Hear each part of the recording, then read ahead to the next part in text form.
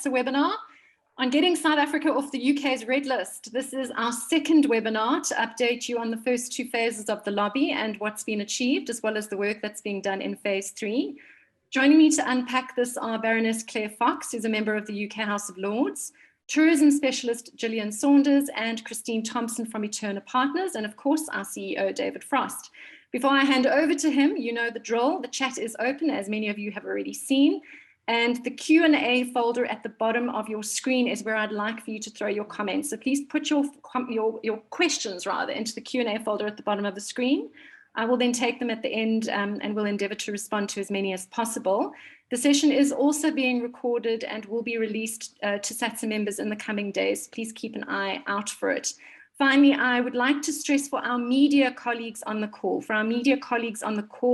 that Baroness Claire Fox has been very kind enough to join us to provide the industry with some context on the UK political environment. All comments made by Baroness Claire Fox during today's session are duly off the record. So with that out of the way, I'd like to hand over to David. David, the floor is yours. Thank you, Natalia, and good afternoon, everybody, and thanks for being with us. And in particular, Baroness Fox, thank you so much for your time. We really appreciate it. So guys, here we are. This is our second feedback session, a process that we kicked off on the 5th of May. And to our mind, a very necessary one. The UK is our biggest source market. We've been on the red list since January. And quite frankly, there were no voices speaking on our behalf. And we know that many of our competitors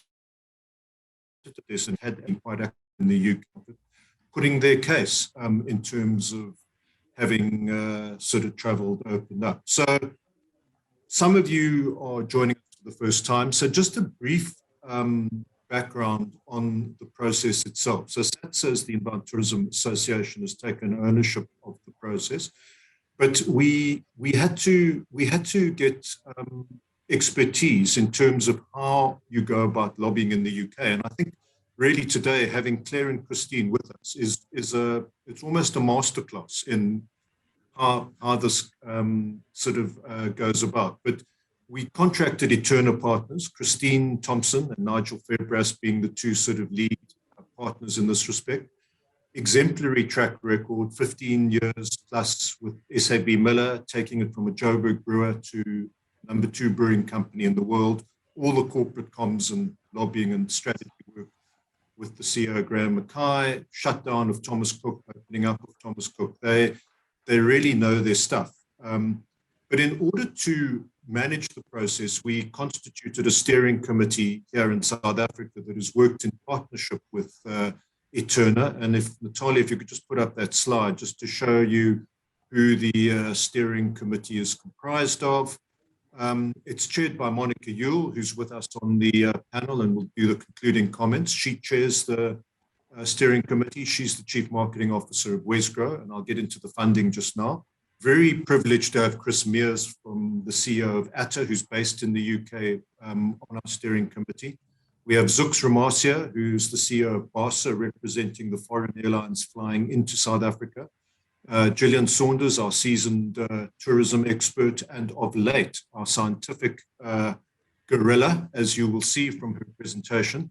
Natalia on the PR and communication side, and then two of our key members, Craig Smith from New Frontiers, who is one of the leading DMCs in the UK market, and David Ryan from Rhino Africa, who's a direct seller and brings us a really interesting consumer sort of interface. But guys, we had to fund this project. I mean, in order to do this, it was 1.5 million rand. But at 20 to 1, it translates into 74,000 quid. There have been some comments that this is, and came sort of via Tourism Update, that this is, I think there's one more click there, Nat. Yeah. That this has been quite, that one, 1.5 is quite expensive. So I would just, my rebuttal to that, guys, is the following, is I think it's cheap at the price. I think that this is our biggest source market. We've been totally shut off. And if we get it opened, all we need is 48 UK arrivals to pay for this. So I think that's a great return on investment. And I think it's well worth the punt. But what you will see today is that this process of lobbying, you've got to underline the word and put it in big capitals and bright lights. It's a process, guys. It's not a once-off. The notion that you can simply waltz in and interact with UK politicians and have a meeting and they'll just sort of have an epiphany and say, oh, thanks so much, we were so confused, now we see the light, is delusional. So it's chipping away, and Claire and Christine are going to give us, I think, a very insightful and seminal insight into how this works. But I do want to just pay tribute to how this has been funded. It's been an exemplary exercise. It's been almost like sort of Dunkirk. You know, people have come to the fore, and I put up on the screen the people who've contributed to the project. So to Adrian Enthoven, who owns Spear, and, you know, R500,000. Wes Grove, Monica Yule, Mike Spicer, Tim Harris, the former CEO, have just anchored the project to 250,000 rand. And then the Oppenheimers through Russell Brinkson Swallow, 100,000 rand. And I'm just incredibly grateful for the contribution and the insight and the leadership of Enver Dumini and Brett Hendricks from Cape Town Tourism, who've also contributed 100,000 rand. And in terms of sort of getting the private sector contributions off the ground, Neil Markovitz put up his hand immediately and said, I'm in for 50. And you can see all the other contributions that have come in from the industry there. And I think very importantly, and I wanted to say a huge word of thanks to Rudy Rick, who is in the film industry. So it's an important point, although we spearheaded this process as the distributor to all aspects of economic activity between the UK and South Africa. This extends to trade and investment, but we've got a film industry, guys. There are 300 production companies that have had their biggest market shuttle. And there have been some really good contributions coming in from Moonlighting, Monkey Films, Rocket Films, and then sort of smaller contributions from other sort of SATSA members who are up on the screen. So I just want to say a huge word of thanks. But the good news is, guys, is we've got the funding. You know, it's there. So the project will go ahead. Our look at this thing was that this was not going to be a quick win. We've targeted October as a realistic date to get us off the red list. And that is what we are on track to do. And what you will see from the presentation, particularly from Christine, Claire, and then an update on some very interesting developments on the scientific argument side from Gillian, you will see that we are sort of well on track, because there has been movement in our other key source markets in Germany, Holland, France, and indeed in some of the other source markets into the UK, like India. And we'll hear from Christine and Claire to that effect just now. So that's all from my side. So just tease it up, but thank you all to everybody who's contributed, and not only the people who've contributed financially, the fact that we have support from people for this process, that people see it as valuable, that we are endeavoring to do something. We're not just sitting back idly and waiting for a benign opening. Finally, from my side, please just to reiterate Natalia's point about this being off the record to the media, particularly Claire Fox's comments. So please let's respect that. And without further ado, let me hand over to Christine. Thank you, Christine. Great, thanks, David, and hi to everyone. It's great to have people from so many parts of the world and so many parts of South Africa as well. Natalia, if you could just pop the slides up on the screen, that would be great. So what I want to talk to everyone about today is David's obviously set the scene in terms of us putting the argument and the case for re-evaluating South Africa's red list categorization to the UK government. So I thought what would be really useful is for us to give you an insight into what it is that we're putting forward, because I think sometimes lobbying gets this kind of mystical idea around what it involves. And really, it's a very simple case of saying, we have some arguments, we have some key points that we want to put forward, And we want the right people to understand these in order to look at how they shape their policies and make their decisions. And so what we're going to use this period today is to really say to you, what is it that we're putting forward to the government, and what are the issues that we want them to take into account? So if you go on to the next slide, please, Natalia. There's three main points that we are making and that we bring up when we discuss this issue with people. And these points have developed over the last 3 or 4 months as we've been doing this work, because the more you speak to people, the more you understand what their perspectives are on things, where they're coming from on their, in terms of their agenda and so on. And that helps us to understand what is it that we have to address. And we've certainly picked up, particularly as there has been all this discussion around the UK's traffic light system, that there is a great sense amongst people that the UK is becoming an outlier in the way it's approaching travel. And we've got some case studies that we refer to, and David's mentioned them already. The US, France, and Germany permitting travel to South Africa for fully vaccinated travelers with no hotel quarantine or isolation required on return. And we've certainly seen when we speak to people in the political domain that they want to understand, where is the UK different? What makes it's an outlier? Why are we not following what seems sensible policies in other countries? So that's one of the key points that we are making. And also during this process, when we started out, it was very important to us to understand the science. What is underpinning the rationale for the UK and South Africa, 27 African countries on the red list? And as we've gone through that process, we've managed to get to understanding and feeling very confident that there are substantial grounds for re-evaluating South Africa's red list categorization. And this is really important, because you need to believe what you're putting forward, and you need to understand why it makes sense. And through various approaches that we've done through some of the politicians who have helped us by asking questions to the government, we've been able to put forward this argument. And Gillian will talk much further into the details behind the science. But I think what we want to make clear is that people should feel confident that it is safe and that it is right to be asking for South Africa to be recategorized. So some of the key points that we're making in this regard is that South African infections, like the UK, are now Delta dominated. The Beta variant, the so-called South African variant, is not prevalent in South Africa anymore, other than in a minimal state, less than 10%. And the third wave in South Africa has peaked.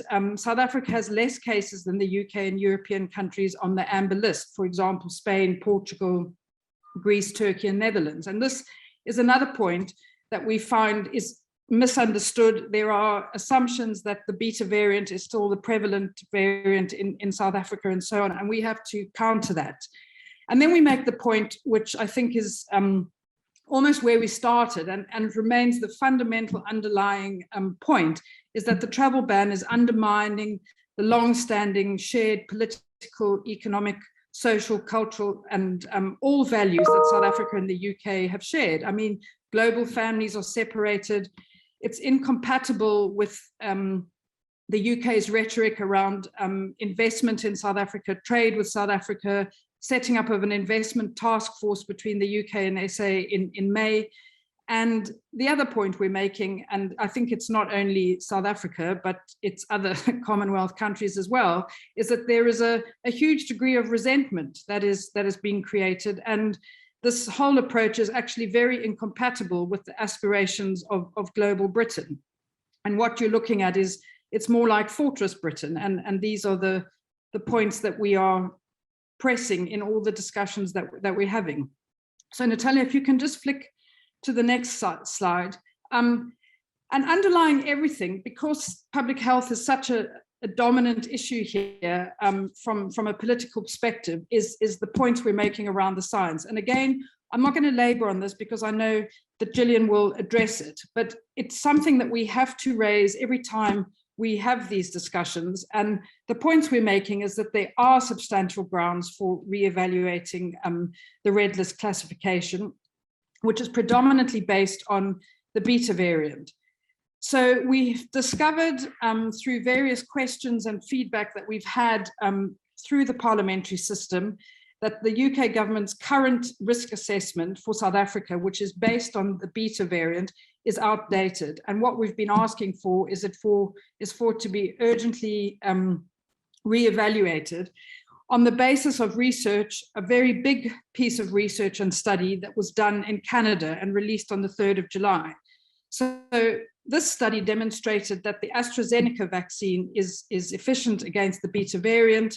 It's been confirmed by AstraZeneca itself. And it's a really big point that we've put forward, because the UK government does not base its current decisions on these findings from Canada. So that's a point I wanted to make to you. Obviously, this point about the UK having the Delta dominant variant here, it is the same in South Africa now. And that means there are reasons for South Africa to be treated like other countries that have the Delta dominated variant. Again, as I said, we've made the point about the waves. South Africa's third wave has peaked. And in terms of getting and using other countries as examples, we've had a look at what the German government put out when they reclassified South Africa and the other Southern African countries.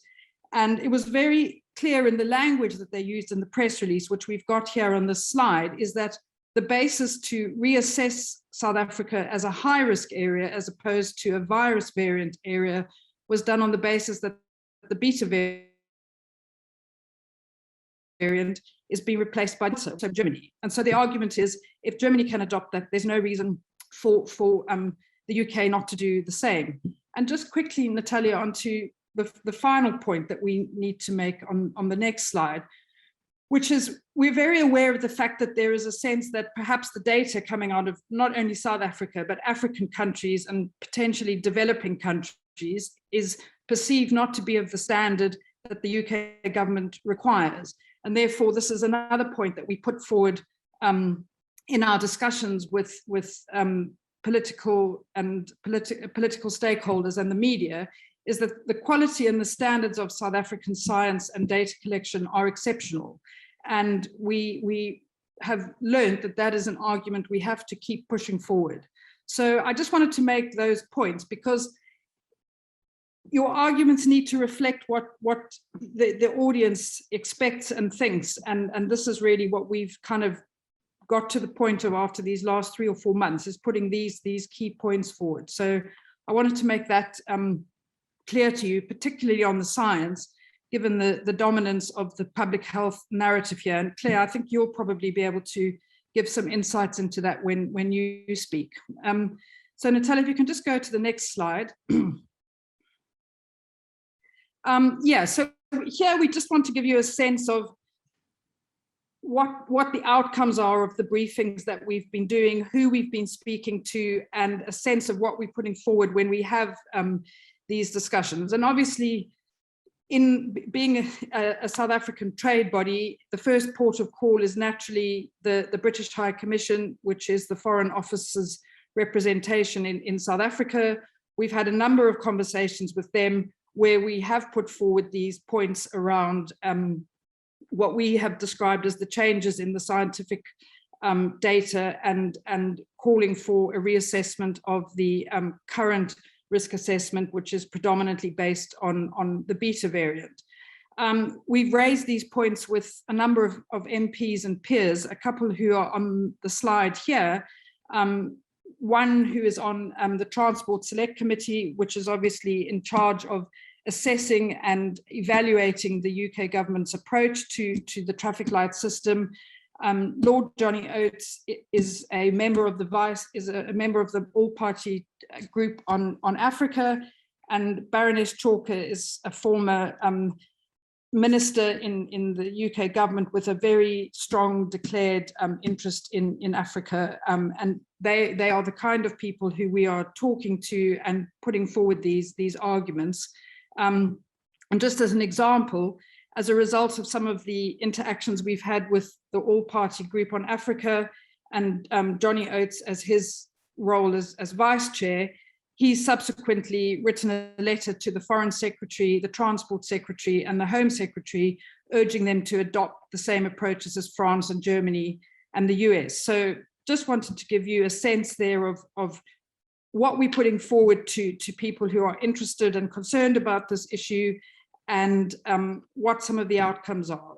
In terms of the British High Commission, we've taken them through very detailed presentations. Again, I think Gillian will touch on this in her presentation, but we've referred to the Canadian research that's come out, and we've also pointed them to what AstraZeneca has said about the efficacy of their vaccine against the beta variant. So that's a sense of what's happening on a sort of political briefing side. And then we can give you some examples as well on the media, because what we've had to do and what we've noticed is that there is a narrative that's in the media that sometimes really doesn't bear,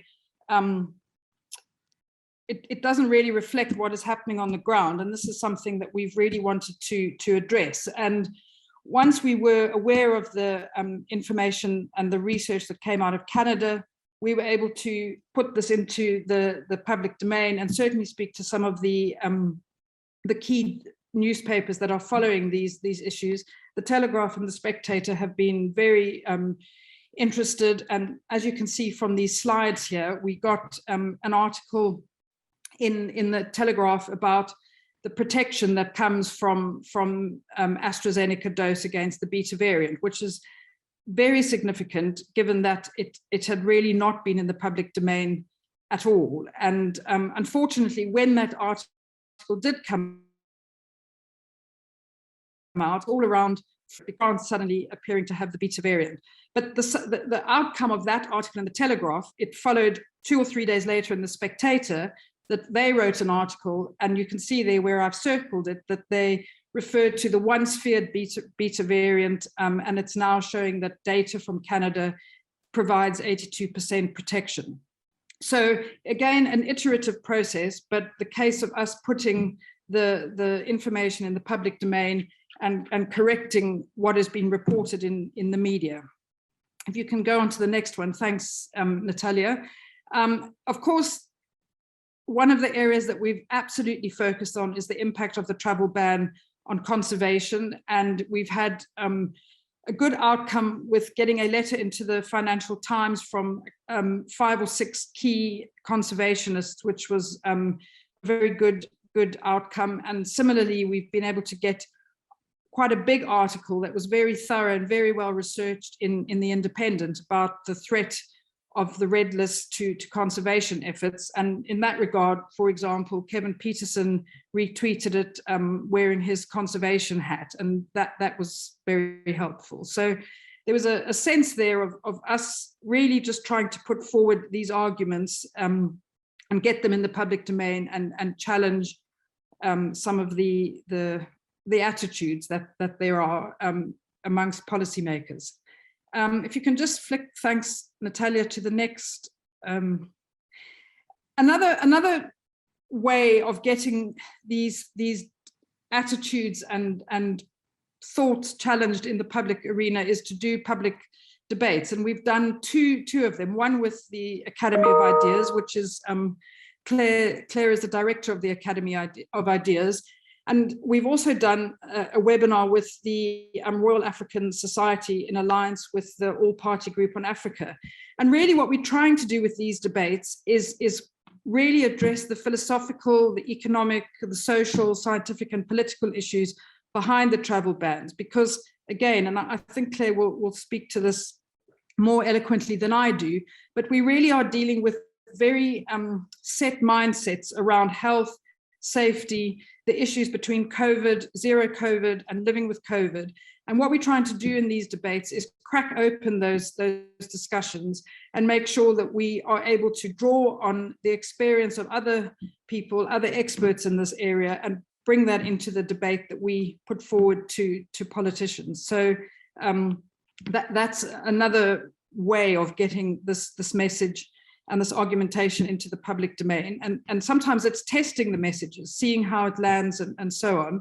And then finally, what we've done, and I think, and I hope a number of you have signed up to this petition that we've set up, but the plan is obviously the first milestone you need when you do set up a government petition is to get to 10,000 signatures, which happily we did yesterday, having launched it on Thursday. So there's clearly appetite, and we're really starting to look at ways to push that out.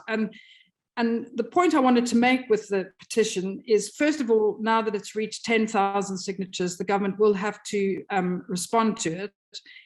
If we get it to 100,000, there will potentially be a debate in Parliament about it.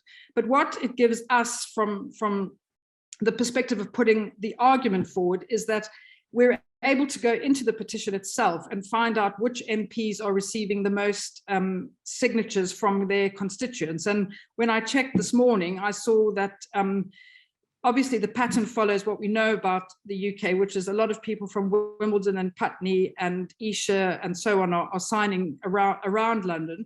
But Esher in particular is interesting because the MP there is Dominic Raab, the Foreign Secretary. And we will be able to, over the next 2 to 3 weeks, as this petition grows and we get a clearer sense of where the signatures are coming from, that will enable us to write to the MPs and to put forward the arguments that we have. So that's really the overview I wanted to give you of what we're doing and how it's manifesting itself in the public domain here with political and media stakeholders.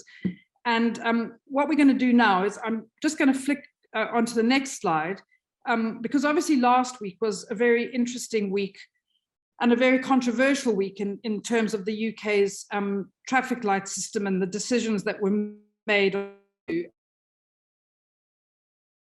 And India was, and there are a lot of debate around why this happened and so on. And there was obviously a very big kickback from Pakistan, whose cases appear to be the same. And then it raises all these issues about what's happening and why are these decisions being made. And in that regard, I'm going to hand over to Claire Fox now, who will talk to us in capacity of being inside the House of Lords and understanding how Parliament works, to give a sense and a flavour of what goes on behind the scenes and what happened last week around India and Pakistan, because I think there are things there that we can learn for our campaign, and certainly with our October deadline in mind, what can we do? Thank you very much, Christine. Just to give a little bit of background before I kind of touch on the India-Pakistan point and some general points. I mean, in some ways, I'm here as the director of the Academy of Ideas, and as Christine explained, we organise public events, even though we've had to do them via Zoom like a lot of other people over the last 18 months. We've actually started going face-to-face and having our real-life events, and our kind of USP is to engage the public in discussion and to create a political atmosphere around public engagement that has an impact on the politicians. I've recently become one of those politicians at the House of Lords over the last year, unelected, so that's controversial. So I haven't got a constituency, but I wanted to make some observations. It's worth noting that I'm not directly involved in this issue in the House of Lords. It's not my area of expertise.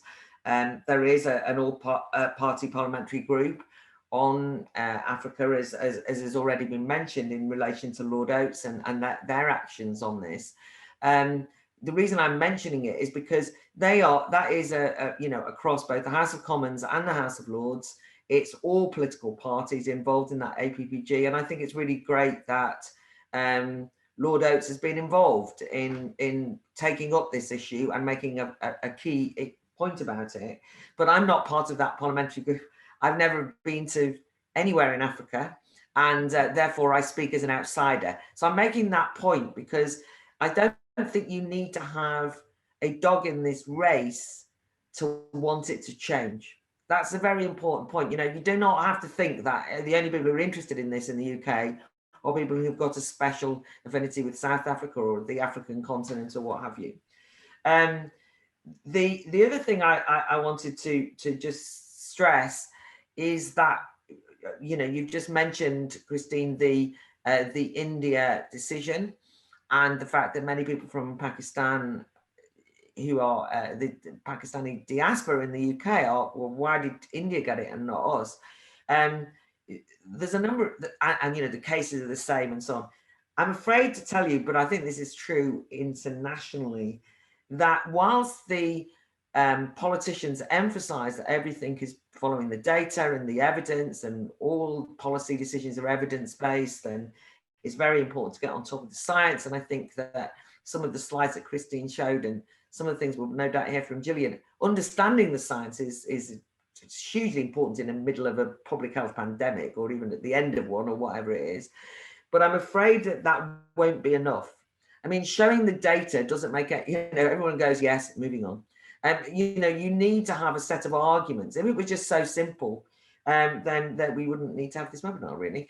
Because there's no, in other words, we have seen internationally, and I have to say, especially in the UK, a rather irrational set of decisions that are not based on the evidence, but are based on perception, and often perception about how the public will view decisions rather than perception, you know. So that you've got to, the strength of the public health narrative here and keeping people safe and so on is just something that means that even if you show them all the figures and prove it's safe as houses, if people think it's not safe, that won't work. So we have to kind of move beyond simply an evidence-based approach.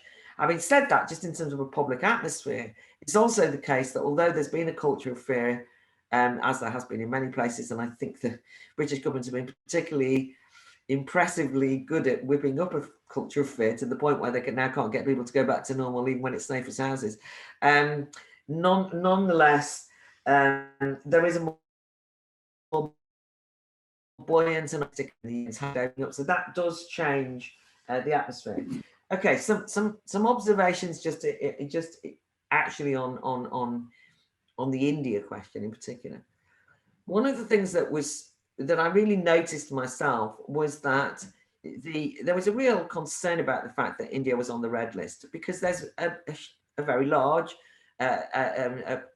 settled diaspora community of people from the Indian subcontinent in the UK, and there's a special relationship notion.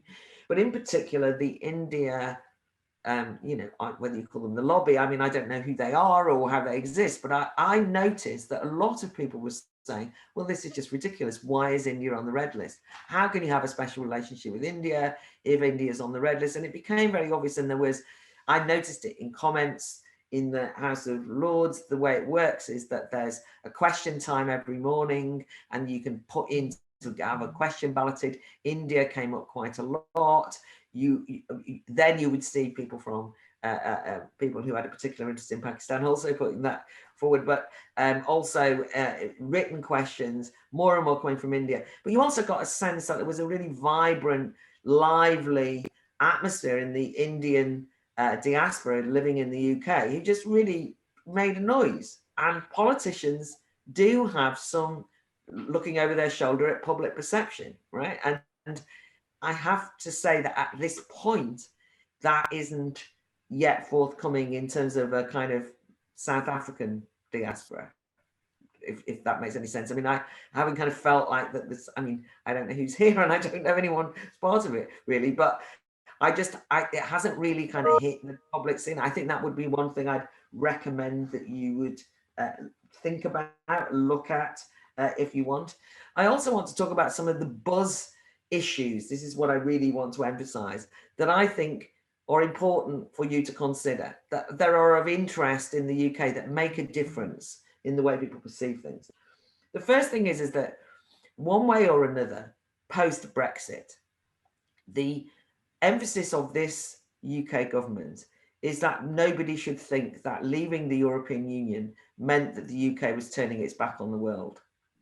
And so rhetorically, a key plank of the UK's strategy and this government strategy is to emphasize its role as global Britain, with aspirations for relationships with countries in Europe who are in the European Union, or even if not the institution of the EU, but far beyond it.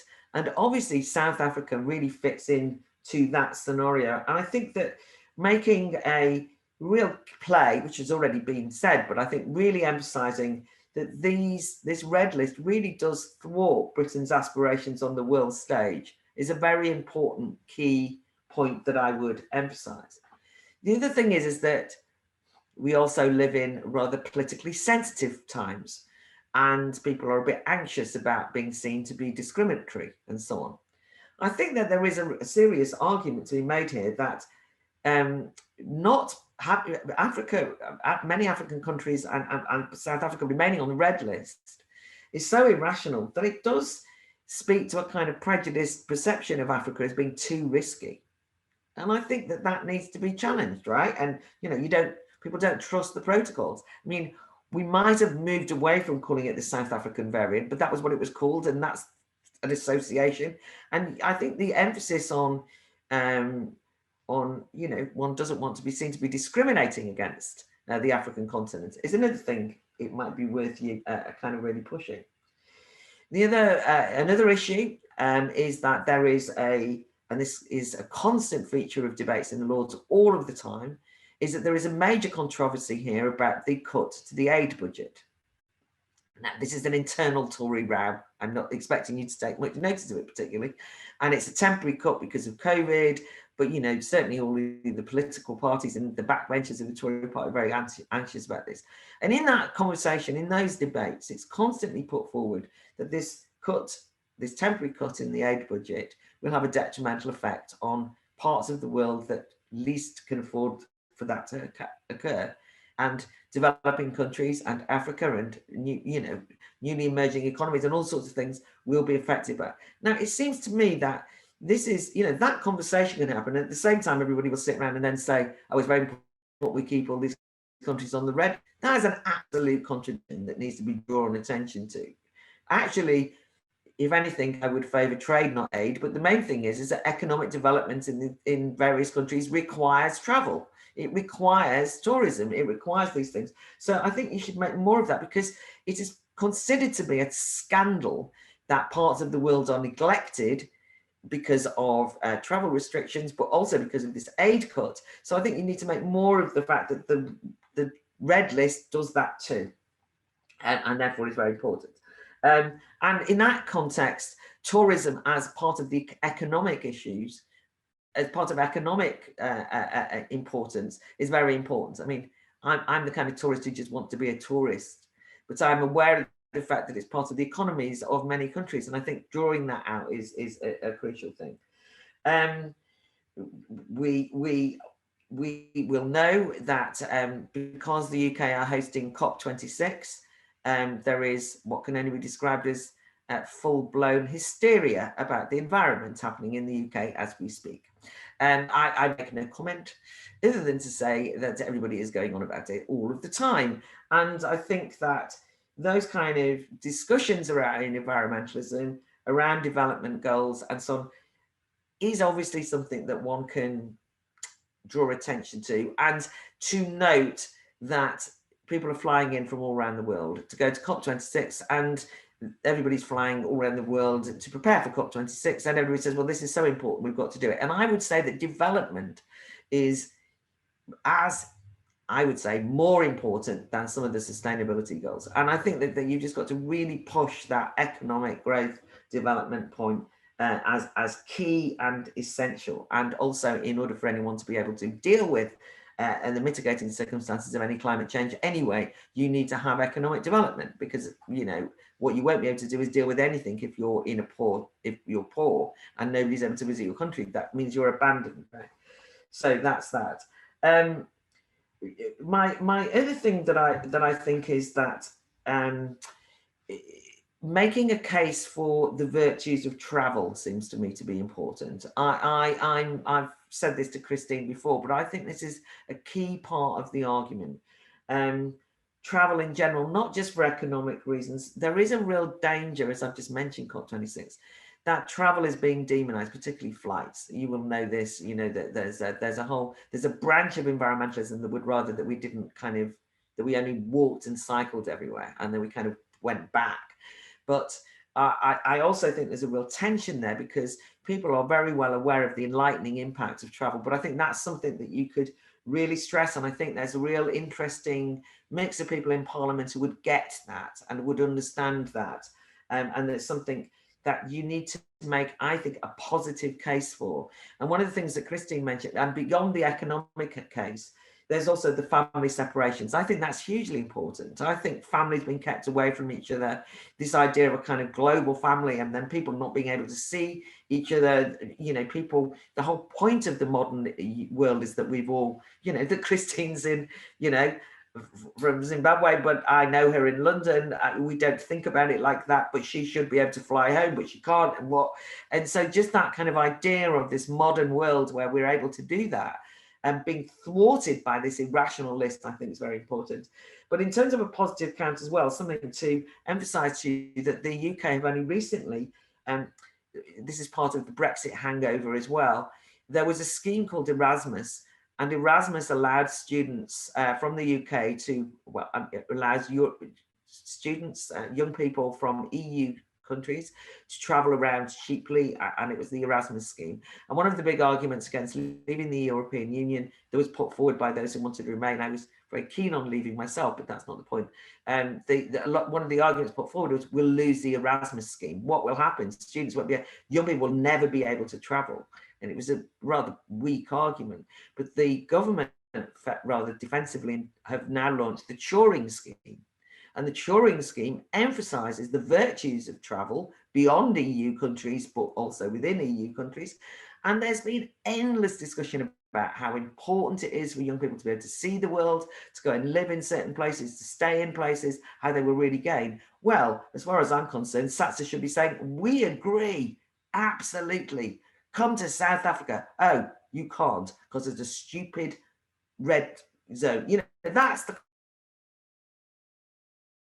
kind of argument that it doesn't make any sense. So when they talk about aid, put your hand up. When they talk about, you know, aid cuts or development, put your hand up. When they talk about young people traveling, put your hand up.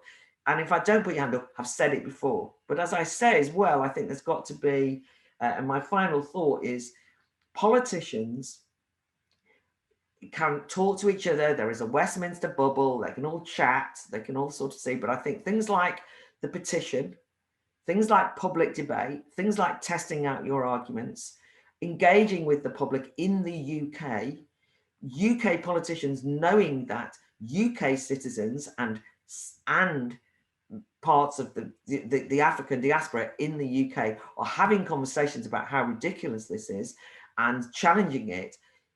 Politicians don't want to fall out with the public. They don't want to. But if you're not having a public debate, they just talk amongst themselves. And if they talk amongst themselves, it's deals done in behind closed doors and God knows what, who knows why. But what you need is an atmosphere, just as it was in relation to India, where people just said, there's a lot of public support here for putting India on the amber list. And that's what you need to create and recreate. I think you've started, but you've got a way to go.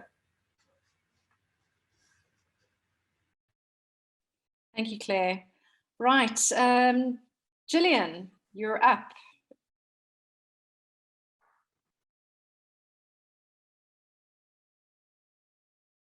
And you might be on mute.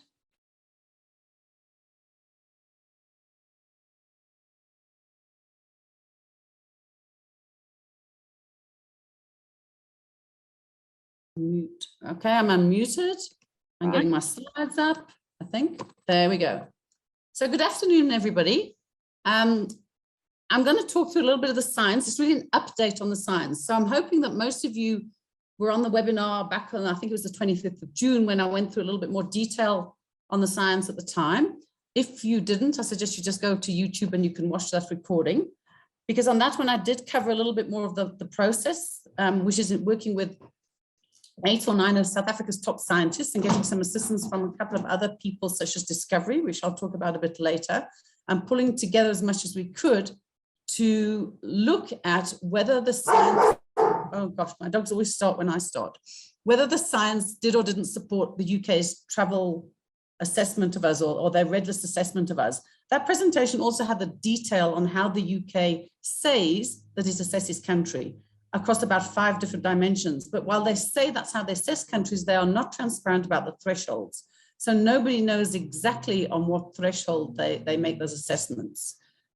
Nevertheless, they look at quite a few dimensions, which is level of pandemic, the strength and accuracy of your data, the variants of concern you might have in your country, the vaccination levels in your country, your genomic sequencing in your country, and that's all detailed in my prior presentation. So I wasn't going to go through all of that again today. So really what I'm going to do is update the science from where we were last and just show you again a couple of the key points from the previous science. So I think the first thing is 2 days after our last webinar, or in fact, 1 day after our last webinar, South Africa announced that the Delta variant was becoming dominant in our 3rd wave. So that was an incredible change to the nature of the pandemic in South Africa, with a potential change on how the UK should look at us. But it was early days in terms of understanding the Delta variant there at the end of June, early July. And in fact, in the middle of June, our National Institute for Communicable Diseases had still said, we've got virtually no Delta variants. It's not got community transmission. It's just a couple of people on a ship in Durban and whatever.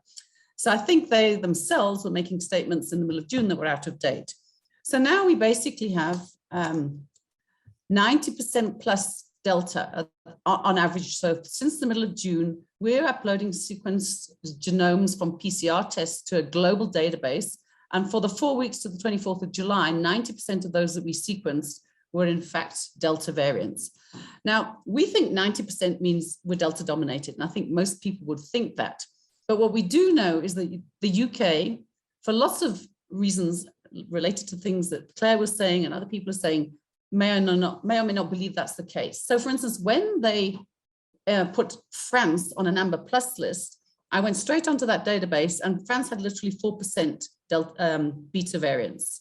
So it was on 96% other variants, but nevertheless, the UK put them on the Amber Plus list. There's lots of nuances to that those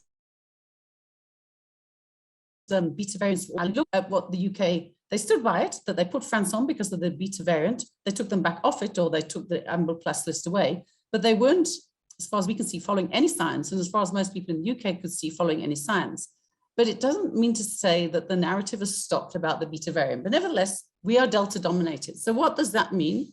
The UK is also Delta dominated, as is India, the US, and much of Europe. And in fact, this is close to dominating around the world. And the scientists are starting to say it will be the dominant variant globally, largely because it's highly transmissible, much more transmissible than any of the other variants of concern, which we'll look at a little bit later. So what's happening is the first thing everybody did is they rushed to say whether the Delta variant is, or whether the vaccines have efficacy against the Delta variant. And in fact, Public Health England was the first people to start producing data that said, hey, the vaccines work against Delta, so you don't sort of need to worry whether in the UK it's AstraZeneca or Pfizer that you've been jabbed with, it works. And I haven't produced that research and I'm not summarizing it here, other than there's a little bit on one slide, but it's sort of categoric and it's global. It's in the US as well, that the vaccines, pretty much all the vaccines that have been studied work against the Delta variant. In fact, they've got excellent Delta variant efficacy. So what does that mean? It means the UK has opened up internally. They're actually in a higher 3rd wave than us, with Delta infection rates that are higher than us, but are sort of very dominant, I think at 90% now. But what they are seeing is very low hospitalizations and deaths in the UK, exceptionally low hospitalizations and deaths. So they say the vaccines work, and you know what? That means they're trusting them. So the irony is the UK says, we have the Delta variant, but the Delta variant, even though it's a variant of concern, isn't really an issue. We can open up, you can go to nightclubs, you can go to beaches, you can go to soccer matches, you can go to Wimbledon, whatever else it is that's been going on there, with no masks, et cetera, because, you know, the vaccines are working against the Delta variant.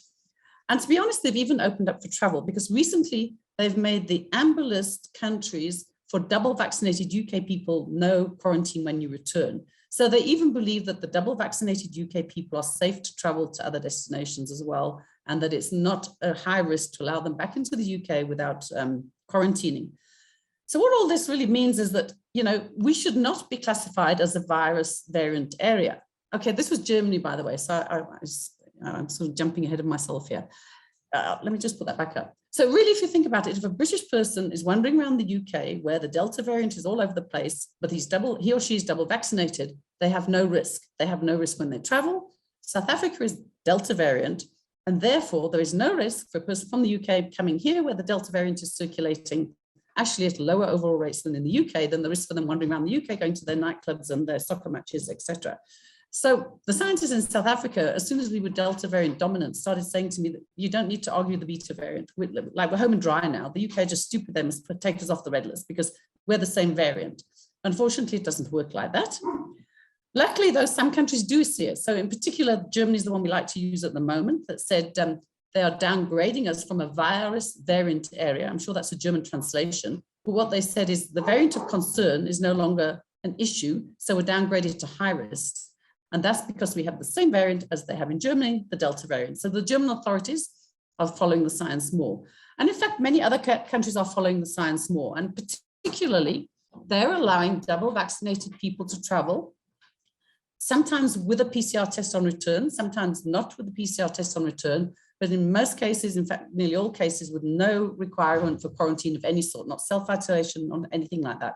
So more and more countries are joining the global travel community and saying, if you're double vaccinated, and I'm saying double because if you're a single dose vaccine, there's only a single dose that counts. So it should really be, if you are fully vaccinated, you can travel anywhere. And as an aside to this process, I have also been working with the Tourism Business Council to tell our government to change, because we currently say you need a PCR test to come into the country. We would like to change that to if you are fully vaccinated, you can come in, or if you're not fully vaccinated, you need the negative PCR test. And of course, we're also pushing for South Africa to adopt one of the digital platforms, both to require foreigners to use to put their COVID certificate or vaccination certificate on it, and for South Africans to also get a vaccination certificate of our EVDS database. But that's sort of an aside, but that is also going on, and of course will help open up travel. So it's a no-brainer for most of us, but apparently not the UK government, that because we're now Delta variant, we should not be on a red list, and we should be treated the same as other amber destinations, and UK citizens who are fully vaccinated should be able to travel back without any sort of isolation. Of course, we'd be very, very happy to get on some amber type lists where people can travel here and isolate and return, but we prefer that they don't have to do anything. Having said all of that, the UK is still talking beta variant. When we were talking with the High Commissioner just on, I think it was Thursday or Friday last week, he kept going on about the beta variant. We know recently they've talked about Spain going onto the amber list, or is it the amber list or the red list because of the beta variant there. France went on and off an amber plus list. So as Christine spoke to you about some of the beta variant issues, we still have to stress those. So just to go through those again, first of all, it was originally, and I put, this was on the last presentation, so I'll go through it quickly. It was originally thought to be 50% more transmissible. It's actually about 23% to 25% more transmissible. These are two studies that are exceptionally good, highly accredited studies that other people are using that show that our variant is not a particularly high one. And the second study that comes up with the 25% here is actually done in Europe. And there's our little, let me get that thing to come up. There's our little beta variant. I shouldn't call it ours, it's not ours, the beta variant. We're the lowest of the 4 variants of concern in terms of transmissibility. The next is alpha, which in here is quite significantly, and this is a different study, by the way, more transmissible. And here are the variants of interest that have never made it still onto variants of concern, even though this is June research, it came out in the middle of June. We were less transmissible than 3 of the variants of interest. I mean, given other factors now, I think that there was a whole fear about variants in December last year, and had this variant called now the beta variant been discovered later, we perhaps would have never made it off the variants of interest with a little bit more research and studies. But nevertheless, very important, it's not more transmissible or not significantly more transmissible, nothing to worry about. Then vaccine efficacy. So this was the slide I presented on the 25th of June, and this was our biggest Achilles heel at that point. So we're going to look in this little block here. This is the beta variant, still called South Africa in this one. This is vaccine efficacy that's not bad from 3 vaccines in different studies. And in fact, if you look behind these studies, certain cohorts in the study, for instance, I think the Johnson & Johnson one, if you took out HIV positive people, this shot up here. And the Novavax one, if you took it after 28 days, this shot up here. So they sort of use the lowest level. But our Achilles heel was this, 21% here, it works out at 21% efficacy from AstraZeneca. And that was a study that, so that just says they were good. An AstraZeneca study that we did and released the data in February on 750 people who received the vaccine. Prof. Mardi then said you shouldn't use this to sell our vaccines and said it was not suited to assess whether it protected against severe disease. And everything suggested that it would reduce the risk of severe COVID.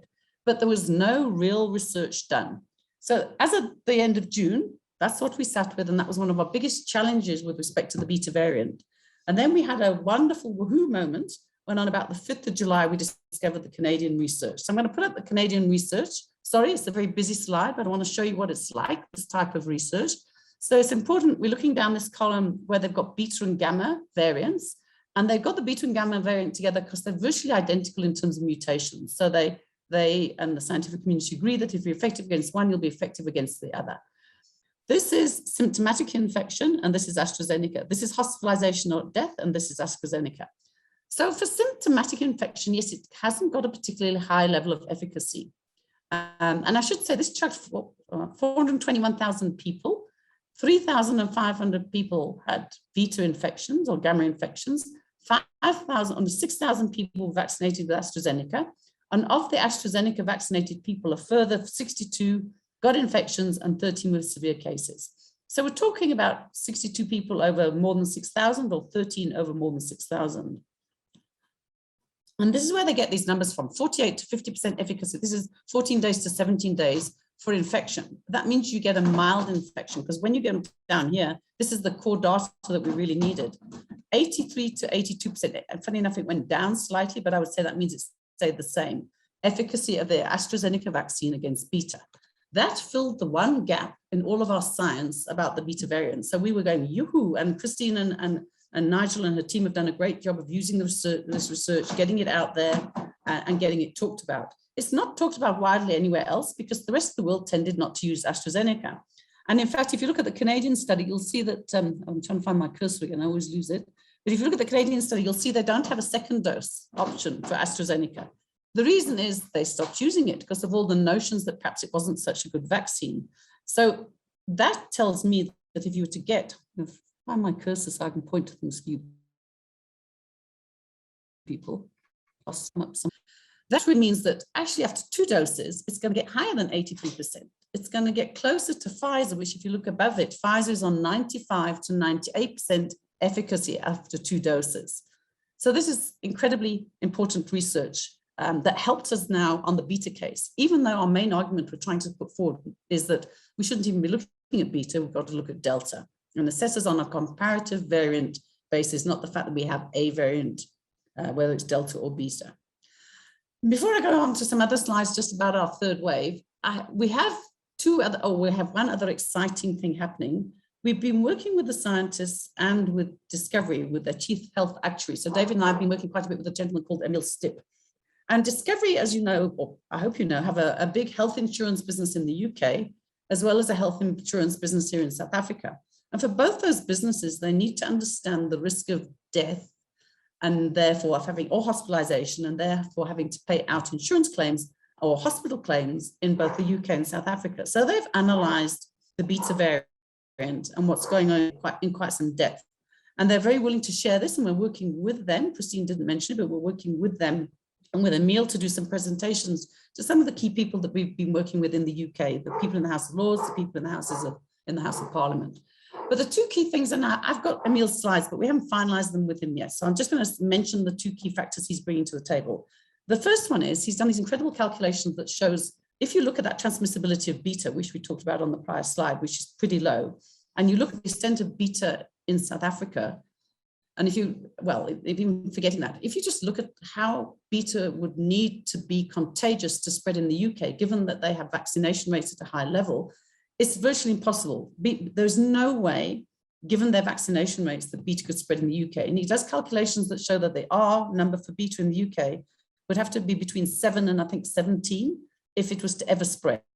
And beta's R rate, its inherent R rate is 3 or less than 3. So he says those are conservative calculations, and the UK, if they start to look at this science, and he puts it in a beautiful scientific format to them, are just not following the science. Beta is just nothing remotely to be scared of for the UK and the people of the UK.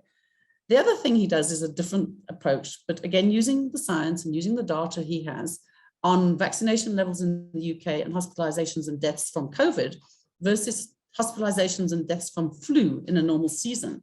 And he shows that in actual fact, now with the COVID vaccination levels in the UK, COVID is much less dangerous than flu in a normal season.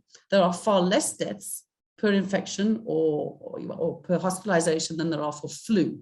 So what his big argument there is that he's putting forward is that the UK is actually not in a pandemic. They're back in an endemic. It's just a normal disease that they will live with forever. They've got it controlled and they're being stupid in all. So sorry, I shouldn't be quite so. They are not rational. It's equally stupid to say that, I guess, but they are not looking rationally at the science on two levels there. So those arguments are coming. He's shared some of the slides, he's shared some of the calculations with us, and we're working on having those as additional scientific arguments that we're going to put forward. So we're excited about that as well. All it is trying to take down what is a house of cards in terms of the non-transparency of the science that the UK is using to assess countries and put them on red lists, and to keep on battering at that with our science. And just some facts that we put forward every time we talk to people like Baroness Chalker and others in the UK about our third wave.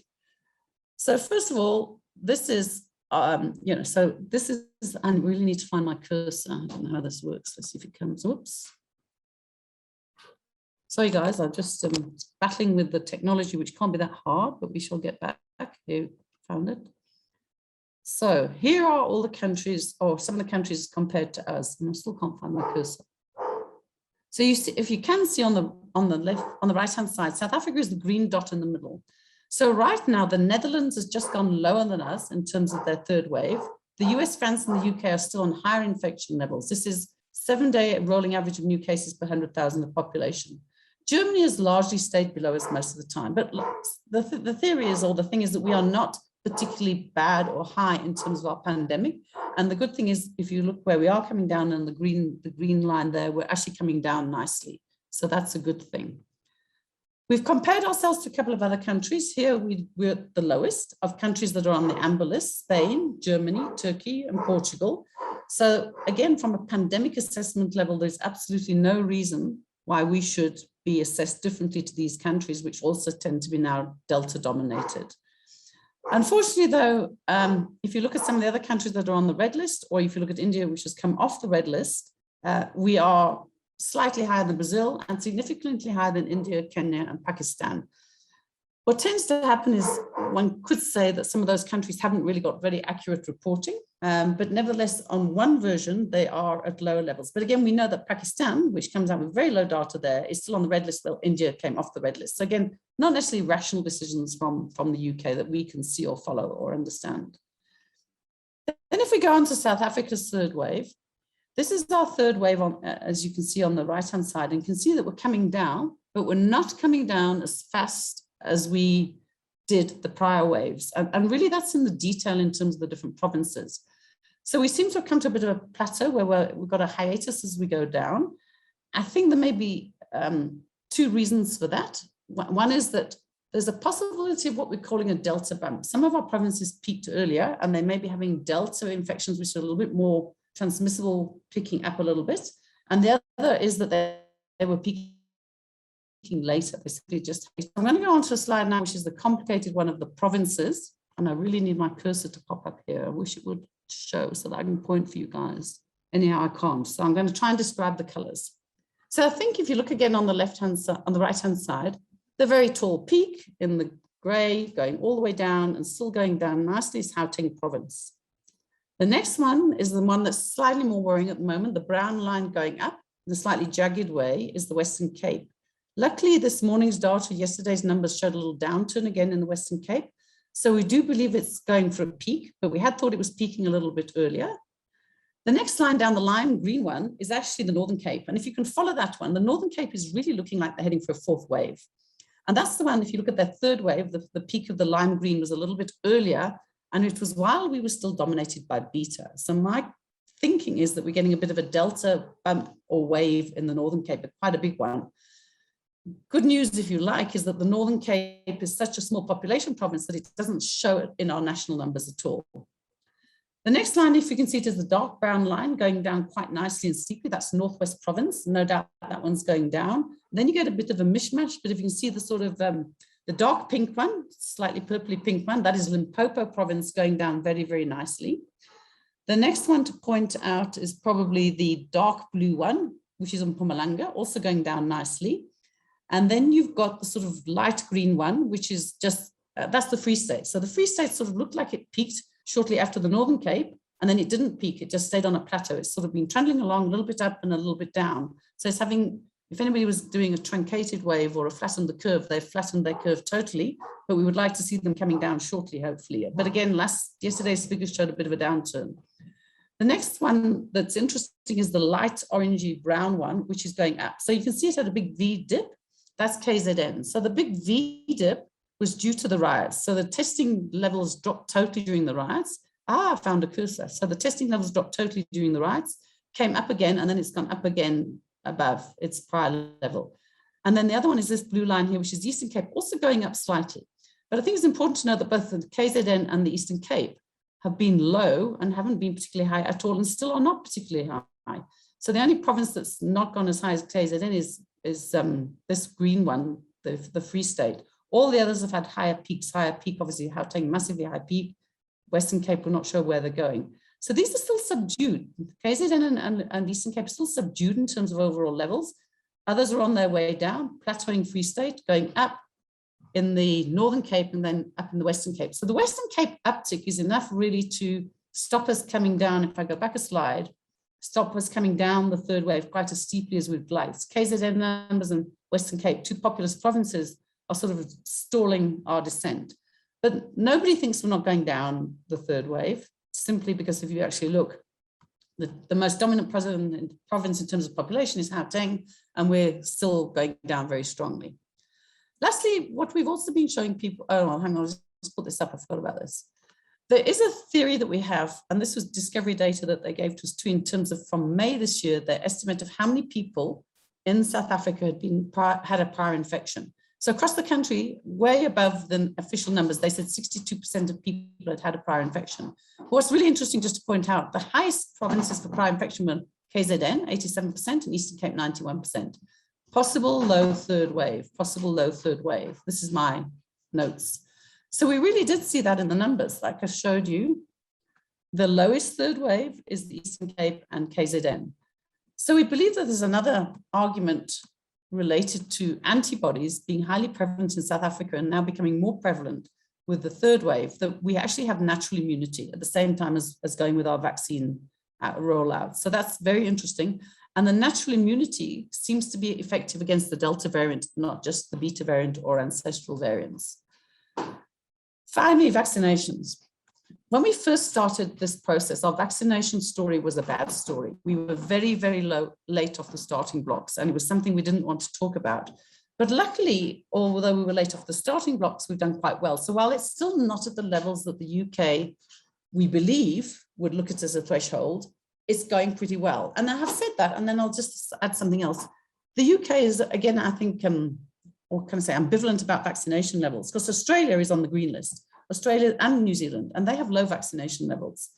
So really what we're saying, or what I'm saying in some of the data, is vaccination levels are a proxy for the pandemic in a country. In a pandemic, they're saying, well, we don't really care about your vaccination levels. As long as the pandemic's low, we don't mind if people travel there.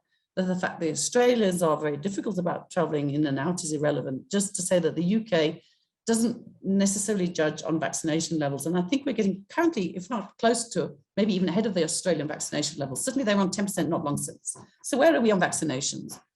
I don't expect you to read this, but it's worthwhile having a look at if you get a chance. This is on the right-hand side is source of vaccines, where we are getting vaccines from and when they are coming in, from which suppliers. And on this side is our rollout. So here you'll see, if you look carefully, it says new here.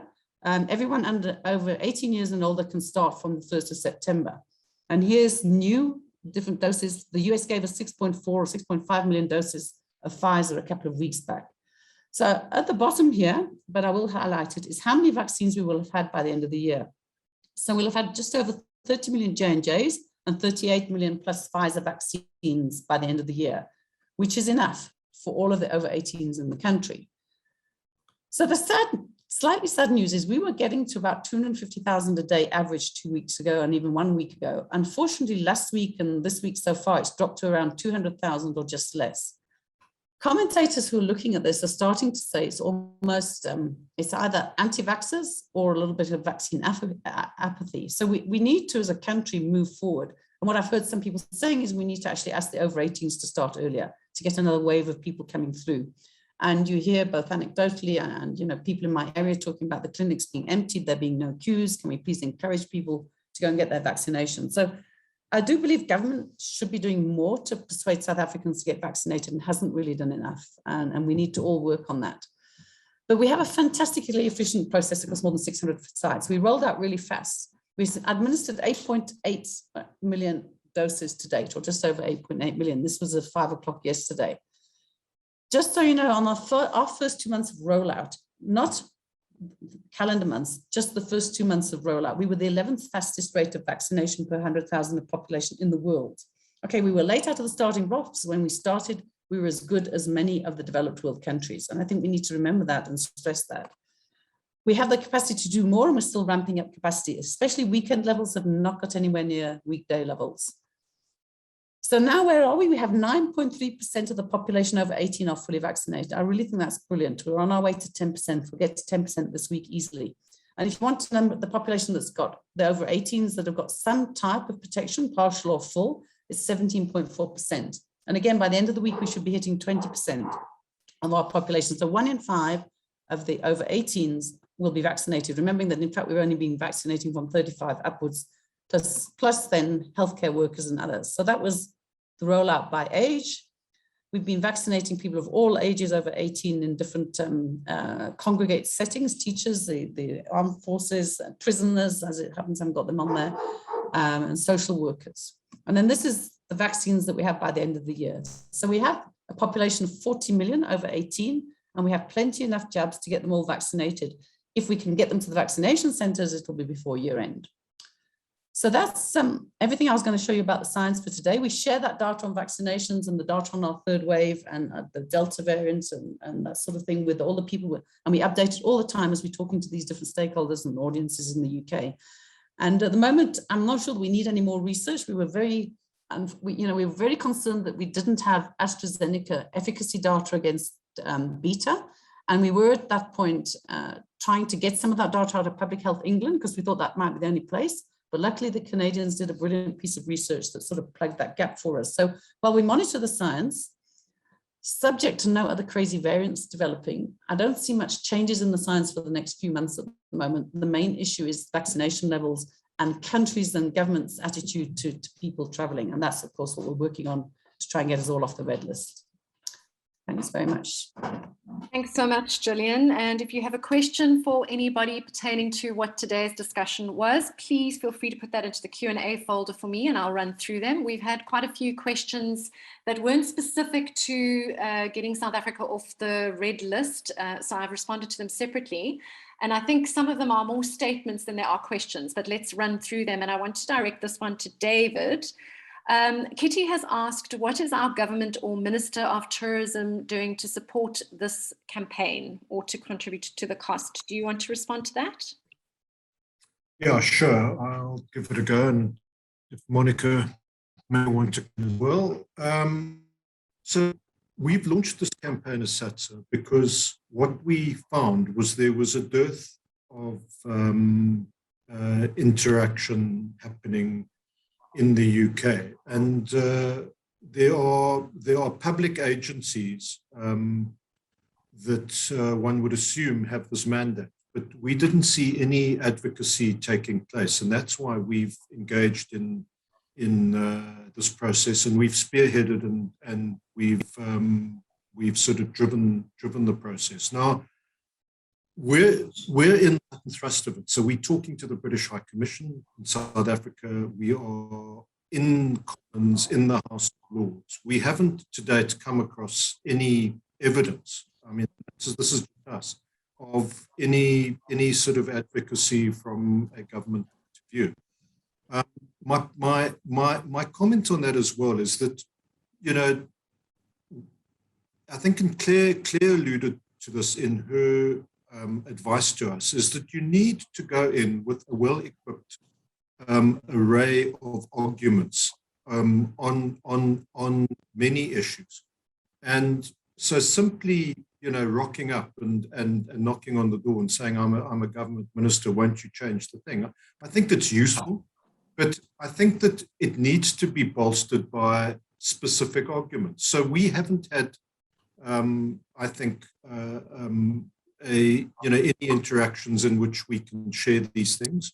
These are what we do is we advertise these feedback sessions on Tourism Update and are very willing to share them with anybody. But going forward, what we will be seeking to do is to get advice about which is the appropriate government arm that could lend some assistance to this process, because clearly we need to do this together. What we are also seeking to do is to make this not only about tourism. I mean, we've got out of the blocks and we are championing this because we have businesses that are hanging on by their fingernails.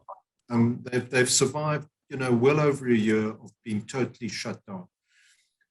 1 in 7 South Africans puts food on their table every night because of the tourism industry. So if we don't get this thing opened in our biggest source market, it has dire impacts for livelihood. What we are seeking to do is and Adi Enthoven is a particular resource. Not only has he personally come to the party and funded the tune of R500,000, but he is involved in the higher echelons of leadership in South Africa. So we're reaching out to them to also join us in the lobbying effort. We saw in the German opening up that the German government actually in their announcement referenced that the African German Chamber of Commerce was particularly active in lobbying.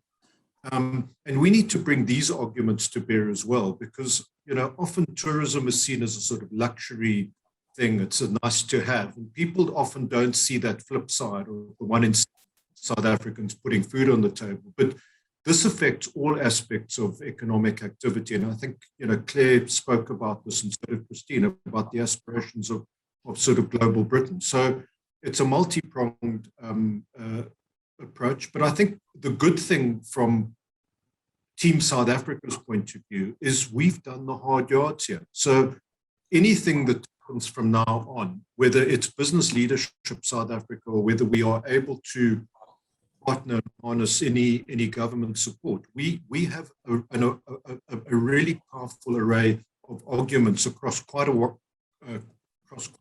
front that we can equip any advocate to take forward on the country's behalf. Thanks, David. One of the deadlines that you'll hear us talk a lot about is October. This October was our kind of holy grail, looking towards October, and we have had 2 questions regarding timelines. So the one question has asked, will South Africa be designated to amber list by the end of September this year? The other one by December, and I know both of them are in our peak. Is there anybody who would like to respond to that? It's a bit of a moving target, I think. Yes, Claire, just unmute. The reason I wanted to respond to it is to say that who knows. That's a silly way of posing it, but also because I've just been looking through the chat and looking at and obviously Gillian gave an excellent account of updating on the science, and there's lots of discussion here about everything from natural immunity to vaccines, how vaccine hesitancy, and so on and so forth. I suppose what I wanted to stress to you was there is a danger that in trying to get South Africa off the red list, that you become as obsessive about COVID as some of the policymakers. And I'm suggesting that you can get South Africa off the red list by not obsessing on COVID data. I don't mean you shouldn't have it. I don't mean you can't answer the questions. But what I'm saying is that actually in the UK, the debate has slightly moved on. So you can say, well, why did India get off and Pakistan didn't get off, and why is South Africa on? And you can try and this is sadly internationally, these kind of irrational decisions by governments is leading to the growth of mad conspiracy theorists of the most destructive rabbit hole nature. People saying it's because of this, and because everyone's thinking, why is it? I'm suggesting that a risk-averse political elite in the UK got stuck in a particular way of doing things and don't want to appear to be taking everyone off the red list in case everybody thinks that they're being too, you know, gung-ho and let it rip, and they're doing it slowly. And if you want to be entirely opportunistically one of the group to come off the red list, you have to do more than playing the game in that way. That's what I'm saying, right? I have to know that you exist and that care. Now, one thing I would say is that if you went out and talked to most people in the UK, they would not know that South Africa was on the red list. It's not that all of the people in the UK are wandering around going, keep them on the red list. We can't possibly own them on the amber. Nobody is saying that. Whereas quite a lot of people were saying that about India, just as an aside, right? Because they're neighbours, because they'd heard about it, because it was in the media. And more people are beginning to hear about South Africa because more of us are saying about it, but not just South Africa, but Africa as a continent, and the points I've made. I'm suggesting that you go broader than simply, and stop trying to think that the government has got the facts wrong, and as soon as they find out the facts, they'll change. They know what, that's not what's happening, right? And that's internally in the UK, they're behaving irrationally. Do you know what I mean? That we're not in pandemic mode in the UK, but they're still talking about bringing in all sorts of, there's still restrictions. This is a government that's being adopted and internalized. The precautionary principle is dominated by public health concerns, but when the public start asserting a different narrative, they behave slightly differently. That's what I'm suggesting you do. Thanks, Claire. And it's actually related to a comment that Barry made, or at least a question that Barry had earlier in the Q&A, where he speaks about this narrative of fear that exists around variants. And Anna's also mentioned it, this narrative of fear around at least the conversations around variants and variant hysteria, and how, yes, we can lobby the UK government, but essentially what we need to be doing is to be speaking to the British public and changing opinion in that regard. Gillian, this is probably for you. Is the J&J vaccine perceived to be on par with the other main vaccines? Will high rates of J&J vaccination count as much as Pfizer vaccination in terms of South Africa's reputation abroad? Not all vaccinations are created equal. What are your views? Well, I think it's unfortunately true that the J&J vaccine efficacy levels, its single dose vaccine, are not quite as good as the Moderna, AstraZeneca and Pfizer through most of the research. But I mean, it's marginal. And I think people have got, well, it's again, lay people don't necessarily understand that even the flu vaccine, I believe, is about 65% efficacy, but please, that is not necessarily correct, but I know it's, and a vaccine is considered to be worthwhile if it's 60% plus efficacy. So these ones that have come out for COVID have been actually miraculous, that they've had efficacy in the 80s and 90%. And so everybody panics that, you know, maybe J&J is only 75%. So we shouldn't be panicking about it at all. I think the issue is more about which countries recognize which vaccines. So where the UK recognizes vaccines, they already don't recognize our vaccines. Okay, we would have to push for our vaccines because it's something to do with where they're administered and they're not approved, or I forget what it is. So, and I haven't looked into that because, to be quite honest, we're spending more time trying to get UK citizens here than South African citizens into the UK, and the UK has not used J&J. But I think the world needs to move to where, if the World Health Organization says the vaccine is okay, that is a vaccine that's acceptable for your COVID certification for travel. Failing that, you broad we've to South African authorities is that we've got to go for at least what the US accepts, what Europe accepts, what we accept, and what the World Health Organization accepts. So it's like everything, basically, because it's stupid to believe there's a lesser vaccine.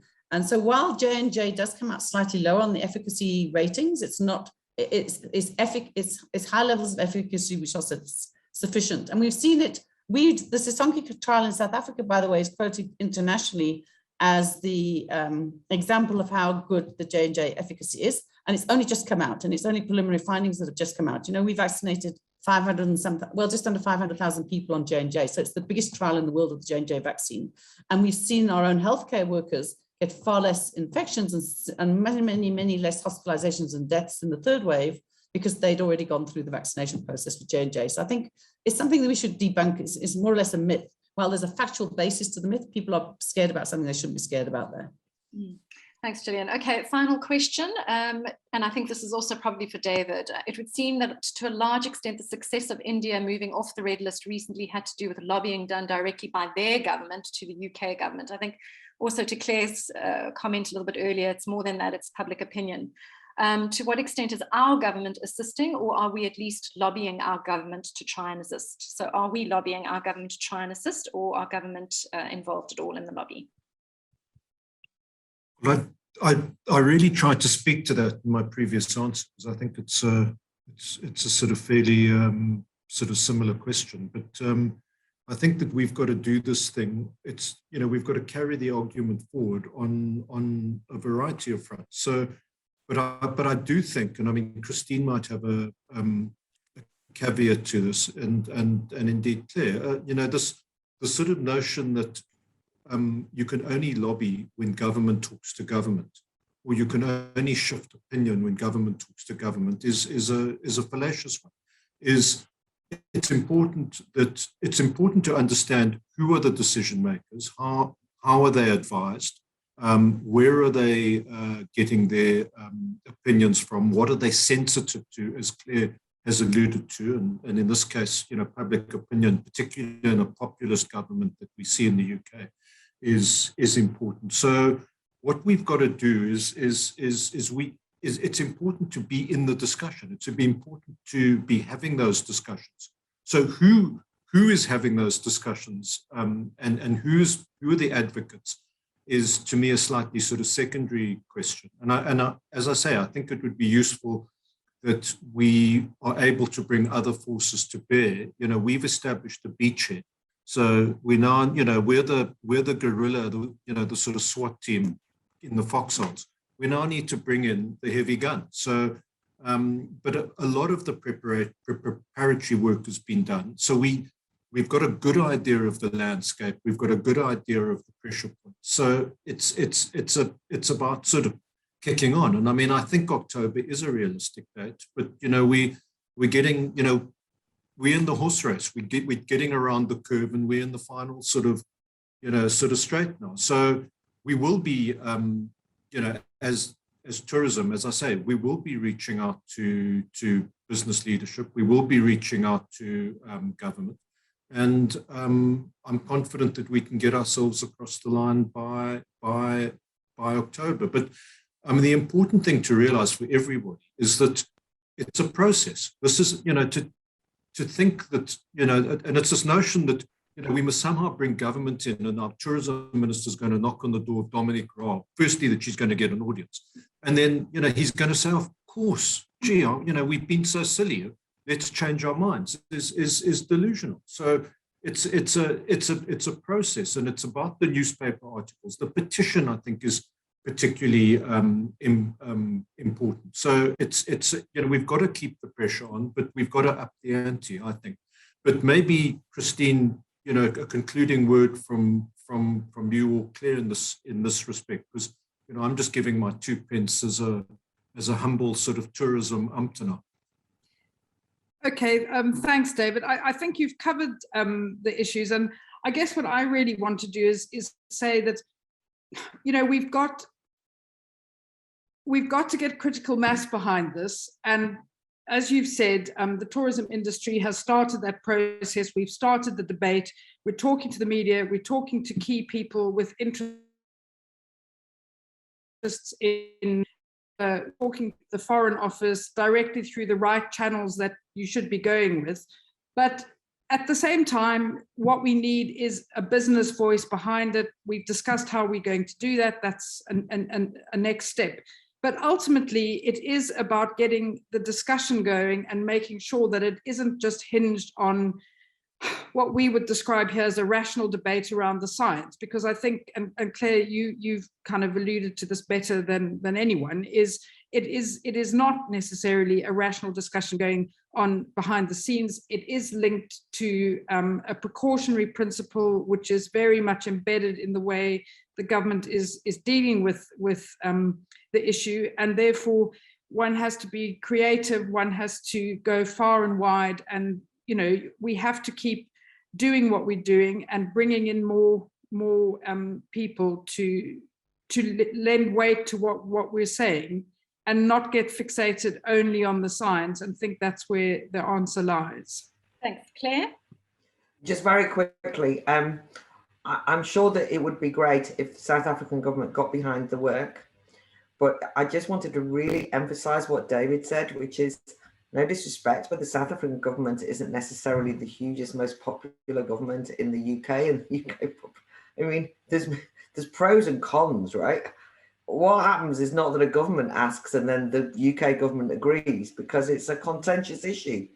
Whereas South African people, South African livelihoods, South Africa as a society, not the political class, but, you know, the British government are sensitive to the fact that it has an alliance with the South African people, a traditional relationship, and also wants to be part of a partnership with the African continent. So I wanted to say that. And I also just want to say that I'm suggesting as well that you broaden out how you do things, and therefore the government should maybe give you money, but you want to be appealing to those people who can go and knock on UK politicians' doors and say, what about, you're involved in development, so I want to talk to you.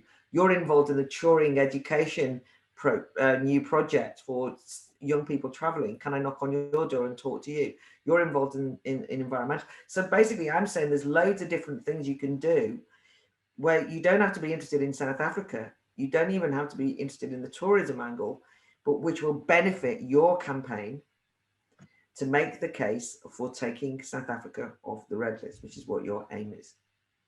That's what I would advise. Anyway, good luck, everyone. And, you know, I'll do whatever the Academy, as the Academy of Ideas, will do as well, whatever we can to kind of keep up this public discussion on the importance of travel, the importance of rational discussion on this, and the importance of global Britain rather than the UK being too isolated or insulated. Much appreciated, and thank you for your support and for being here today and sharing your insights. David, I'd like to hand over to you, please, just to give us a quick closing, and then we will let everyone get off to their days. Natalia, thank you. I think everybody's heard enough from me today. But really, once again, thank you, Claire, for your time and your insights.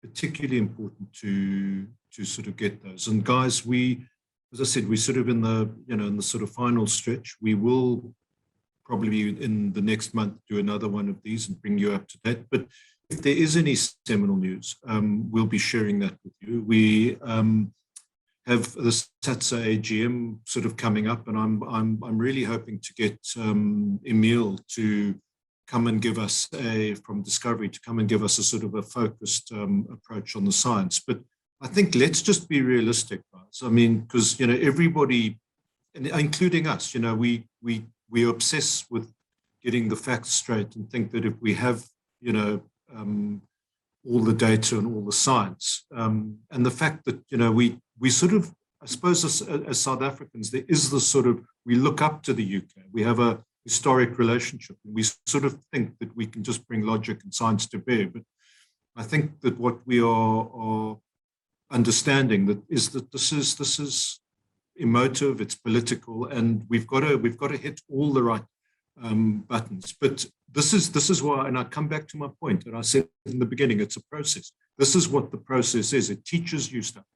But particularly grateful to our steering committee and to Gillian and all the people that have been involved there, because once again, working with Eterna is we keep each other honest and we learn as we go along. So we constantly sieving arguments and data and everything. And we meet weekly, and then that gets refined and we understand what we've got to do in terms of the current week. And then we, you know, I'd be remiss if I didn't conclude by saying our ultimate secret weapon is Christine's boy, Kevin Peterson, who has been, I mean, you know, some people like him, some people don't, but he's got skin in the game. He's a lodge owner in South Africa. And, you know, he talks directly to some of the key decision makers in the UK government. And with his help, we've kicked the petition on. So, yeah, if you're watching, and hopefully we get a copy of this to you, Keep it going, Kev. We really appreciate it. But thanks to everybody, and thanks to the SATSA Fold for keeping the faith. Cheers. Thanks, everyone. Have a great day. Cheers.